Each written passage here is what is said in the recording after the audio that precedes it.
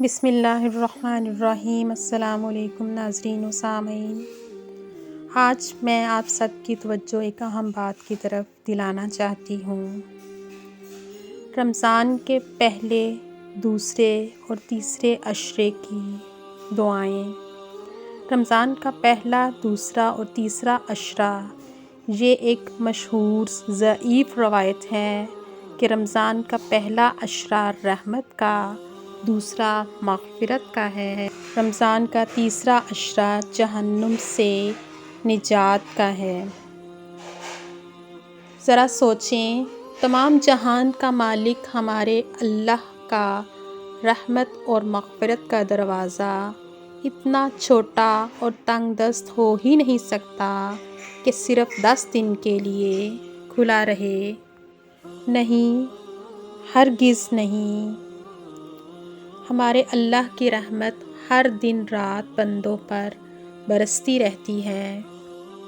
حدیث شریف میں ہے، اللہ ہر رات تہائی حصے کے بعد فرماتا ہے، کوئی ہے میرے بندے مجھ سے رحمت و مغفرت اور حاجت طلب کرے تاکہ میں میرے بندوں کی ہر حاجت کو پورا کروں، جو مانگے وہ دوں۔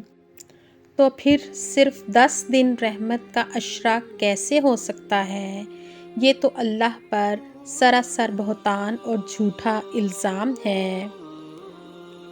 دوسرا تیسرا عشرہ مغفرت اور جہنم سے نجات کا، اللہ ہر لمحہ اپنے بندے کی توبہ قبول کرے گا، اپنے بندوں کی مغفرت کرنے کے لیے تیار رہتا ہے۔ مغفرت کرنا جہنم کے عذاب کی نجات ہی ہے۔ اللہ کی رحمت اور نعمت اور قدرت کی کوئی حد نہیں ہوتی۔ اللہ جب چاہے تب اپنے بندوں کو اپنے فضل و کرم سے ہر نعمت سے نواز سکتا ہے، لیکن طلبگار بندے کو ہی ہونا چاہیے۔ بہرحال اللہ کے بندے ایسی من گھڑت حدیثوں پر یقین کر کے، اپنا ایمان اور عقیدہ خراب کر کے اللہ کی رحمت اور نعمتوں سے محروم نہیں ہو سکتے۔